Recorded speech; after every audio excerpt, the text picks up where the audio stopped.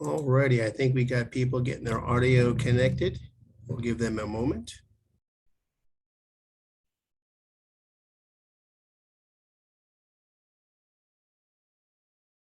Just waiting for the bouncing dots to get clear on somebody's thing. Well, again, welcome everybody to our NFT, Braincat NFT webinar. My name is Scott Kelly. I'll be your host today. And I'm extremely honored to have two great professionals on the call and the Zoom with me. John Ward, the founder and CEO of Braincat, and Phil Ranta, our NFT advisor, CEO of Wormhole Labs, formerly of Facebook Gaming, and all things cool. So again, we've got some people that are still joining in right now. And I'm going to admit them. And like I said, we'll get started in just about a minute. We're just waiting for everyone to join our call. If you could, as you jump into our Zoom, if you make sure you mute your mics, that would be great. And we're going to get started in just about 10 seconds.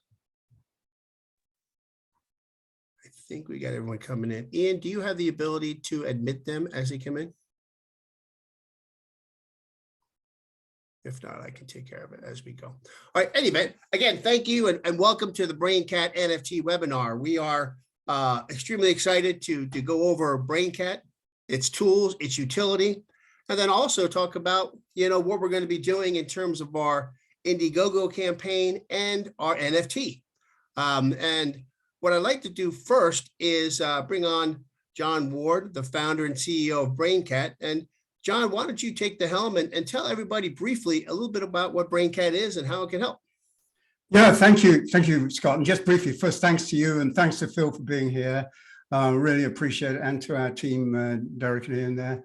Really appreciate this opportunity and the excitement of this rather amazing development of the Braincat story.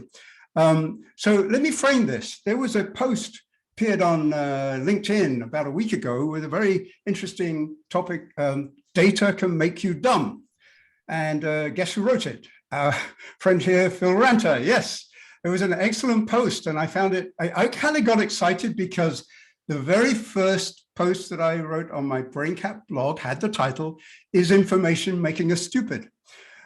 So now Phil's point, which was a very important point, was that when you obsess over numerical data, you're likely to lose sight of the more intangible but important things like reputation and relationship and so forth. My point was a bit kind of blunter, which is that information overload literally cripples the brain. It actually makes you stupid. Now, they're actually related, and here's why. The human brain, I don't want to go into a bunch of neuroscience, but it's actually important to understanding Braincat. The human brain has a bottleneck. It's called the working memory. What it means is you can only hold in mind about 4 things at the same time, no matter how smart you are. And this means that when you overload the brain, which happens a lot these days, you basically degrade the other brain functions. You become dumb. And so what happens in, say, the world that Phil was describing is people stare at all this massive numerical data.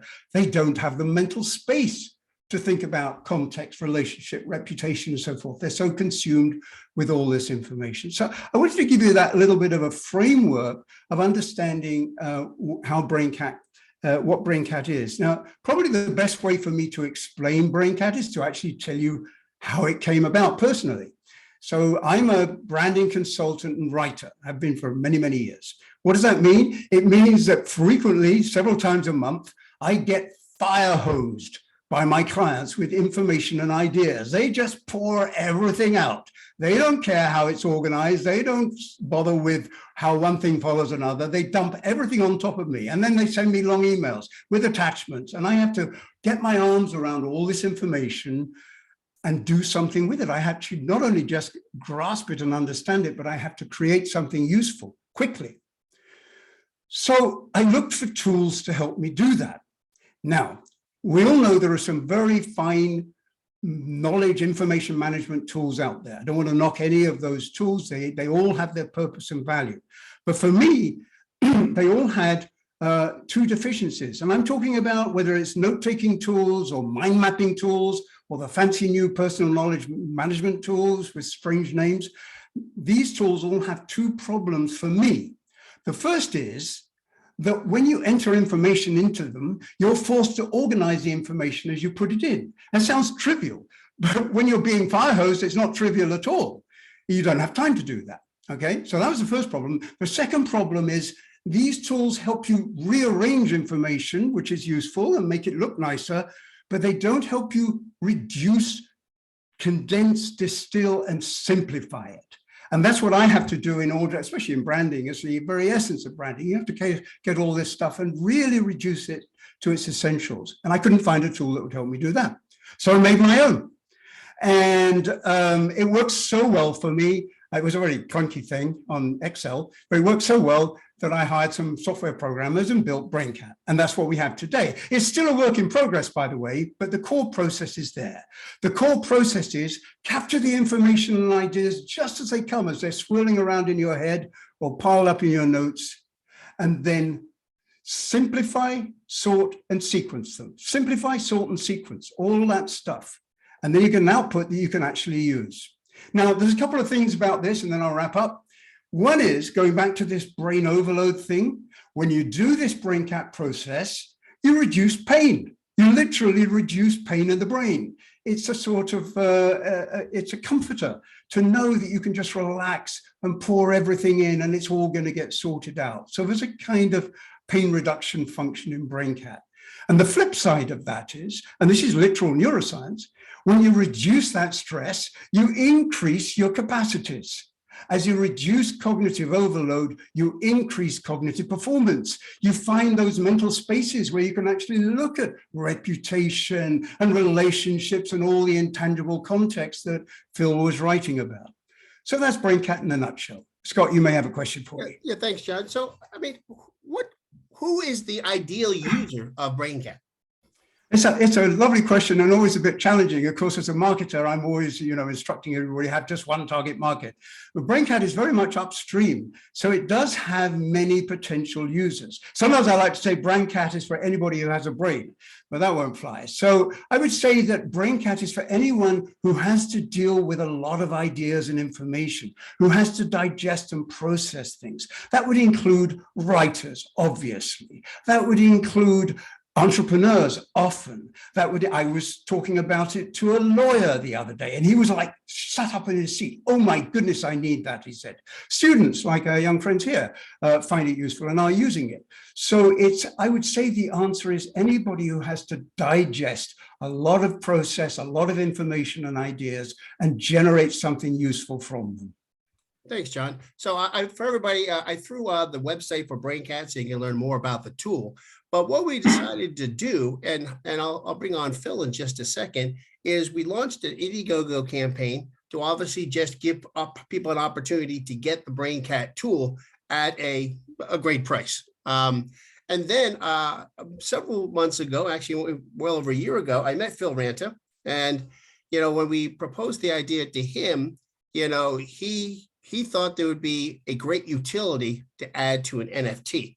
And so part of what we're doing through our Braincat Indiegogo campaign is adding an NFT as a perk. And I'll explain more about that later. But Phil, maybe you could share a little bit about your background, your work in the NFT space, and then maybe talk a bit about how we want to add a utility to the Braincat NFT. Yeah, absolutely. And thank you so much for having me, Scott. Thank you, John. Thank you, everybody, for joining. I've spent the last 17 years of my career in this really interesting spot, which has been in the intersection of technology and content. And that's taken on a lot of forms in the past 17 years for those who have seen everything from my early days doing MySpace video campaigns all the way through ringtones and wallpapers and influencer marketing and game streaming and everything. So naturally, something like an NFT business was a natural in terms of my evolution. For those of you who don't know what an NFT is, I'm going to overly simplify it so that we don't get into any confusing text jargon, but it's something that's recognized as a piece of content. So it can be a little movie, it can be a little picture, but there's software underlying that, something that's called a smart contract And what that software can do is pretty much anything that a contract does. It just does it as a piece of software. So for example, in Braincat's case, if you have this Braincat NFT, we can say, give you lifetime access to Braincat, right? If you were a musician, this could be a way where that little underlying contract says, well, this is where payments go out for it. So we make sure that the publisher is getting their money and we make sure the artist's getting their money. It just automates that through software. Or as you've seen with so many of these big projects, for those of you who've been following the market, oh, I have this picture of a bored looking monkey. I have the underlying rights to go make a music video with that. And I get to join this community and I get to do this and. And the reason why they're able to offer all of that value is not only because they have the software underlying it, but also it's then connected to what they call a wallet, right? Which is just a place where you store your NFTs. I find it a little unfortunate that they call it wallet because it implies that you're putting money in there. NFTs aren't a perfect fit for that. It's just a good way to think of like you log into your Facebook and you have your profile. Likewise, you can log into this quote unquote wallet and view your NFTs that you own. You can view cryptocurrency that you own, etc. So when I first heard about Braincat, what made me really excited is when you think about the best use cases for an NFT, it's being able to offer one piece of immediate value. You own this little Braincat, and therefore, while you own this, you have a lifetime membership, right? And if ever you decide to say, give it to your kids because you want them to have the membership, then they have a lifetime membership. So you're able to just transfer that over to them. So it's just a really interesting way to not share passwords like you do on Netflix, right? That they're now cracking down on, but instead being able to like kind of gift it around, right? But also it's really interesting, which I know John understands from his history in marketing. It's a great branding play because once you have a picture of this Braincat, you can kind of self-identify with your Braincat membership, right? A lot of people take NFTs and make it their Twitter avatar or they share it around. So a big part of the journey with Braincat has been, how do we develop this art? What do we do with this art? John showed some assets that he's created in the past, and one of them had this adorable cat character, the Braincat, and we immediately went, okay, that's totally our baseline. But one really cool thing about the NFT market is a lot of people have created kind of unique features around these. So everybody gets an NFT that's unique to all the other ones. So they feel like they really have ownership and identification around this NFT. So no two are the same, right? They're like snowflakes. So what we decided to do was put some really cool additional items on top of this Braincat, different hats, different expressions, different eyeballs, different smiles. So you can kind of self-identify with what yours looks like. Yours could be a deep thinking Braincat. Yours could be a super happy Braincat. Yours could be a cold weather Braincat. And you're going to get yours kind of given to you as part of this campaign afterwards. And it's always randomly generated. For those of you who are a little bit deeper into the NFT space, there are different levels of rarity. So if you get one that's got a rarer trait, then it's a little different from the ones that have a more common trait. That's something you don't have to worry about in terms of the utility. They all have the same lifetime membership. It's something that's just for fun for the diehard NFT collectors. So, and the way that you're going to be getting that afterwards, we wanted to make this super, super simple. We don't want anyone going out and getting their PhD in computer science to go claim their Braincat NFT. So we're going to be very instructive in order to do it. A couple of our core values is we want it to be on an incredibly environmentally friendly chain. So we've got those relationships in place that we're going to continue pushing on. We're looking at platforms right now. We've got a couple in place, but we're always assessing more to make it easier and easier and easier that we'll be able to provide this utility. And we'll continue working with John in the future where if we do want to have additional value on top of these, if he's doing a live convention or something, or there's, you know, another piece of software that they partner with or acquire in the future, we can use this wallet connection in order to give you the value as long as you're a holder of that NFT. So that's kind of the superpower you have with having this in your wallet. So we're very excited about it. You're going to get the lifetime membership for donating to the Indiegogo forever. So don't worry about it if you're like, I'm just not into NFTs. I just don't want to think about this. You're still going to get that core value. But as a perk, you're going to have this additional thing that you'll have access to. And we'll send all the instructions as soon as the campaign ends. But of course, we're open to any questions as well, because Awesome. I know it's a bit of a complex topic. Thanks, Phil. Why don't we do this? I'm going to walk through, the how-to of how to, one, get to the campaign, get the perks, and get the NFTs. And I'm going to share the screen in just a minute. And what I would encourage you to do, if you have questions, feel free to throw them in chat, and I'll walk through those questions with either myself, Phil, or John. So what I'm going to do right now, I'm going to throw into chat the instructions, and we'll send follow-ups to everybody. But basically, you go to the Indiegogo page. We just launched this very recently, and I'll walk through that. We cannot necessarily sell NFTs through Indiegogo directly, so we put a notice in there. But what's going to happen afterwards is when the campaign ends in about 26 days, we will send a survey to everybody who participated in the Indiegogo campaign and give them instructions on how to claim their Braincat NFT. So let me kind of just walk through this briefly. So I'm going to be sharing my screen. So this is the Indiegogo page that is at this link. So if you scroll here, the great thing about this page is you can learn everything you want to know about Braincat. John put together a great instructional video. There's a number of graphs and charts and information, so you can really learn what it does and how it can benefit you. So not only are you going to be getting a great value with the NFT, you're going to get a great service and a great product that you can use and share, as you transfer that over. So basically, if you go through the campaign, you can learn just about everything from it. You can learn about the members of the team, why we're better than everyone else out there. And obviously, all those details are in the link that I put into chat. And then very simply, what you do here, if you go here, you click options, and it gives you an opportunity to back the project. And if you scroll down, there's several perks. You can get a 1-year subscription at a deeply discounted price, which includes a Braincat NFT. If you scroll down, there are other options in addition to that. So you can actually get a one-time membership, a lifetime membership, group memberships. All of those options are available to you as a perk as part of the campaign. So again, if you go into chat, there's the link directly to the Indiegogo campaign. And then obviously we're going to be following up with everybody and letting you know. And one thing I do want to mention that Phil did mention, and I think John and I are in total agreement, is this is going to be an ongoing benefit. I think John has a number of different software updates and other options that are going to be coming available. And you as the NFT owner, not only going to get access to what's available at Braincat today, but you get access to what's available at Braincat in the future. And also, you might get access to John, and you might get access to Phil. And if you're really bored, you might be able to get access to me. So pretty straightforward on how to access Braincat. So what I'm going to do now, I think if we got any questions, feel free to throw them into the chat.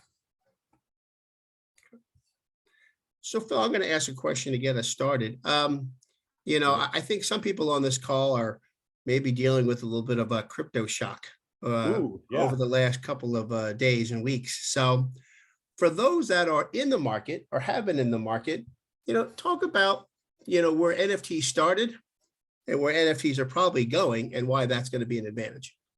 Yes, so blockchain technology has been around for a while. And again, I'm going to use some terms that you might not know or you might not care about. Just let it be known that there's been this technology that exists that allow for a really stable ledger. Think of it like a checkbook ledger, but it's on the internet and people can constantly check it and validate it. And therefore, it's a little bit safer and more secure and distributed. And so it's kind of just like a big list, right? And says this person owns this person owns this person owns it. That's called blockchain technology. Again, I super simplified it. So if anybody's like a computer nerd out there, you're like, that's not entirely correct. I know it's an oversimplification, but regardless, that's been around for a very long time. And since the blockchain existed, a lot of people have been experimenting in really interesting ways on it. People have built what they call cryptocurrency on it, which you might have heard about Bitcoin or Ether or all of these other things that you'll see in the front page of the New York Times recently. And what that's essentially saying is now that we've got this really public ledger, we found a way to make it into currency because it's something that's scarce. So much like gold, we can sell it like gold, right? And we just put a name to it, right? You can put video files, photos, etc. on it. That's what we call NFTs, and have that ride along with other things. Really, the NFT story started taking off in 2017. There was this launch of an online game called CryptoKitties, where you could buy a little picture of a cat, and that little picture of a cat had traits. And then if you put it together with another picture of a cat, they breed and it creates a new NFT. And then that one has different rarities too. So it was like an adorable game. For those of you who remember in the 90s Tamagotchis, it was like that. Like I kind of have this pet and this pet is mine, and then I can do some stuff with it. And that game, I got really into it in 2017. It was just like a tech nerd's dream, because it was using this new technology for really interesting things. And then NFTs they didn't call it NFTs at the time. They were just blockchain collectibles. But then they kind of went quiet for a few years. There was some really interesting stuff being done with NFTs in between. They just didn't really hit the public. It didn't blow up. And then it was really late 2020, but didn't have the explosive moment until early 2021. There was this product called Top Shot that came out. It was the same people that did CryptoKitties, Dapper Labs, only they did a partnership with the NBA, where they said, well, what if we took sports cards, which were already popular collectibles, we made them into cool videos of moments from the NBA, and then had you like unbox them, much like sports cards, and then people can own them, and they're on the blockchain, and they can resell them, and they can trade them. This thing became explosively popular. At one point, I think there was 1 month where they did like $400 million in transactions in a month. That was like March or April of that. And everyone went, oh my gosh, this is a thing. So then there was this mad rush of everybody trying to get their NFT collections out. That's when CryptoPunks, which had been around long before that, but it was like little pictures of like kind of punkish, but it was done in like a low resolution way. They were given out for free originally, and then they went up in price and up in price. And then they became explosive. One sold for $8.5 million, right, for this one image. Bored Ape Yacht Club came out, which is like Justin Bieber owns one, Jimmy Fallon owns one, Paris Hilton owns one. It became like the status symbol thing to own in the crypto markets. So all of these came out with different theses around what this can be. What we did on our side, so the We Are Verified side, where we've been shepherding a lot of projects in NFTs, is we always believe that these should be a something used for utility first. And if there are speculative aspects, we just don't want to lean into that. We worry that that's too much like a currency. Like the fact that people are buying something expecting to make more money in the future never really felt right to us. So our core values were, can you buy this thing and then have it have utility that's equal or more than the price of what you bought it for? Kind of like buying a bar of soap or buying a gallon of milk, right? We want it to feel that breezy. But then also, is this something where it actually feeds into the life of the product? So Braincat being something where the goal is to have lifetime members, NFTs being something that identifies lifetime membership, feels like a match, right? We've got one that's like a game show where you can own this NFT and then use it as a piece in the game show, and the game show will be going ongoing, using something like that, right? So now NFTs, now that we've hit this really bad market, this past week there was a crypto crash, right? It's the equivalent of a stock market crash, but it was all cryptocurrencies went down, where we still feel good about what we do every day, and why I'm still excited every morning when I wake up working with NFTs is we are selling product at a fair value, right? And we're doing it through this technology layer. Braincat is certainly one of those, but there's going to be a lot more of those in the next 5, 10, 20 years, where NFT projects are really going to be about the value they provide rather than trying to make a bunch of money with them. Awesome. Thanks, Phil. I know, Philip, you got to jump off in a couple minutes. He had a question in terms of launch. Let me clarify this for everybody, and Phil and John, you can add flavor if you need to. The Indiegogo campaign is live right now. So if you go and you purchase one of the perks, you are going to get an NFT. So it's live now. So basically the process will happen is the campaign's roughly about 4 weeks in total. At the end of that campaign, and once we close the campaign at Indiegogo, then we will send, as I mentioned before, a survey getting all your information so we can mint and issue your NFT directly. So again, that's the process. And as I mentioned before, I think I'll put it back in chat. There it is right there. So any other question that anyone has, feel free to jump in and put it in chat. May I just add to what you said there, Scott, that as far as the Braincat membership is, you won't have to wait until the end of the campaign for that.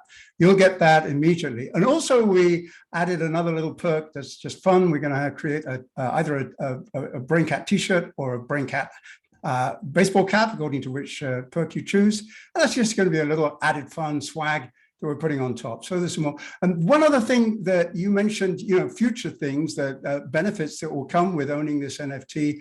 One thing I'm very excited about actually is I'm developing a 12-part training course on thinking skills called Mind Expander. And I really believe very passionately in the value of this training, and that will be available to our NFT owners as one of their additional value benefits. So I feel good about that. Fantastic. Ian, you had a question. Maybe Phil, you could talk about the benefits of using sustainable crypto in NFT projects, because obviously that has become a topic of conversation, since NFTs were launched.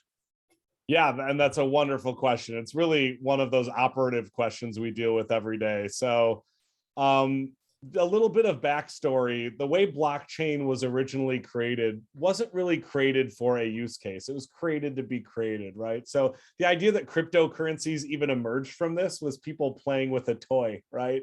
So does Bitcoin have any value? No, it has value because we say it has value. There's a lot of people argue that a lot of things in life that have value are only have value because we say they have value. But, it wasn't something that was made for cryptocurrency. And certainly it wasn't made for NFTs. So in the early NFTs, there was a lot of blockchains that were adopted to have NFTs that weren't really optimized. The most popular one is ETH, which is Ether. It's what Bored Ape Yacht Club and a lot of what they call the blue chip, think of the Marvel movies of NFTs, right? Those are all minted on ETH. But ETH has an incredibly consumptive way of what they call mining. So creating new ETH is done by running a lot of servers a lot. And therefore, there is an associated fee with every single transaction on ETH. So every time that data is changed on the blockchain, you have to pay an incredible amount of value. When I say incredible, they just did a drop that was really popular last week called Otherworld. It's a Bored Ape metaverse play. And the ETH prices, so the price of just doing any transaction on ETH got up to $7,000. So if I wanted to, not even buying a Bored Ape project, if I wanted to do anything on ETH, I had to pay $7,000 just to do that one transaction. So not overly sustainable, doesn't have a huge future, right? But since NFTs became popular, a lot of chains with different methodologies of how they mine and how they transact have started to come out that are more optimized for NFTs. So we love Polygon, right? Polygon is something that's really leaning into gaming. It's very, very environmentally friendly. You don't have to, the gas fees are less than a penny per transaction, as opposed to that $7,000 that's on ETH. It's not as popular yet, so it's still a little bit of a slow roll of adoption, but it will be. They hired the global head of gaming to run their studio side, Ryan Wyatt, who's a genius. They're starting to onboard a lot more projects. So it's a really, really valuable chain to start building on. So we're really looking to the future. We know a lot of people that are on here are not buying it speculatively, so they don't care if we do it on ETH. This project will not be on ETH, so you don't have to pay gas fees or anything like that. This is something that will be minted on a carbon neutral chain that's very, very cheap to do. Awesome. Thanks for that question. All right, why don't we do this? We can wrap up, but John, Phil, any final words or thoughts you want to close with? John? Well, actually, I want to just pick up on the last point because I'm very excited by what Phil's describing. And it's one of the core values of Braincat, although obviously by nature, we don't have a large carbon footprint, but we do care very much as a company about the environment. And so I'm extremely happy that Phil is, is taking this path with the Braincat NFT. I want to just say I'm thrilled to be part of something really new and really valuable. That what I feel what Phil is doing is taking a situation that has value and some kind of quirky parts as well, and really going for the most positive, life-enhancing elements of this new market. And I'm excited that Braincat's aligned with that, and part of that will benefit from that, and also I hope contribute to it. Awesome. Thanks. Phil, any final thoughts? Yeah, I mean, I'm equally excited because Braincat has a cool mission. I've really enjoyed using the platform personally. So we like to only do partnerships with people that we really believe in. We've done a lot of nonprofit partnerships. We do a lot with the comedy community because I'm a former comedian and I also just love the comedy world. So we only take on projects we really believe in, and Braincat is just certainly a project that we believe in. So excited for this journey, excited to see this Indiegogo campaign keep growing, and then excited to be working with all of you in the future who are holders to continue adding more and more value. Fantastic. Again, John, Phil, and everyone for being on this call. I appreciate your time. Obviously, we'll be reaching out to you with a follow-up. We'll send a recording of this, and we look forward to having more members of the Braincat family. Have a great day, all. Thank you. Take care.